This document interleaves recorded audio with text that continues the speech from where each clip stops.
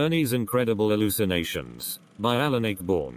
Characters: Ernie, Mum, Dad, Receptionist, Doctor, Officer, Auntie, the 1st of May, Barker, 2nd Barker, 3rd Barker, 4th Barker, Referee, Timekeeper, Man, Woman, Kid, Saracen, 2nd Man, Lady, Attendant, Tramp, Girl, Librarian, Lady, Librarian, Patients, Soldiers, Crowds, Boxers, etc. Scene: at one side of the stage, a doctor's waiting room. It is filled with an assortment of miserable-looking patients, coughing, wheezing, sneezing and moaning. Amongst them sit Mr. and Mrs. Fraser and their son Ernie. If you ever want to feel ill, just go and spend a happy half hour in the doctor's waiting room. If you're not ill when you get there, you will be when you leave.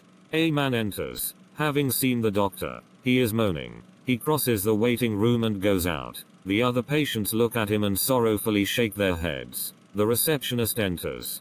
MR and MRS Fraser, doctor will see you now. Thank you. Come on, Ernie. Mum and Dad and Ernie follow the receptionist across the stage to the doctor, who sits behind a table. Morning, doctor. Receptionist leaves.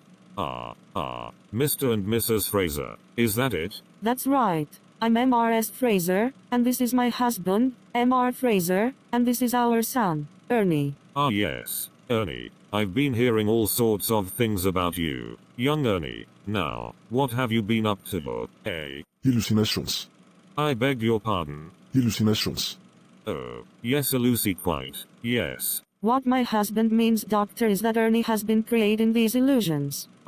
Well, they are more than illusions, really. Jeg puster op for lidt SAU.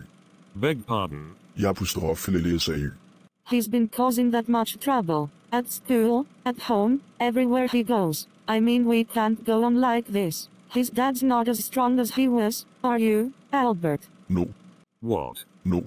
Perhaps it would be better if you told me a little more about it. When did you first notice this? Well. Now then. No. It'd have been about, near enough, Go on.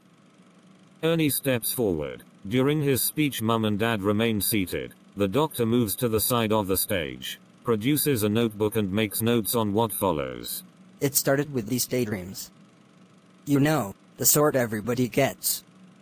Where you suddenly score a hat-trick in the last 5 minutes of the cup final, or you bowl out the West Indies for 10 runs.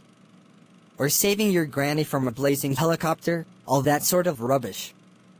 It was one wet Saturday afternoon, and me and my mom and my dad were all sitting about in the happy home having one of those exciting afternoon rave-ups we usually have in our house.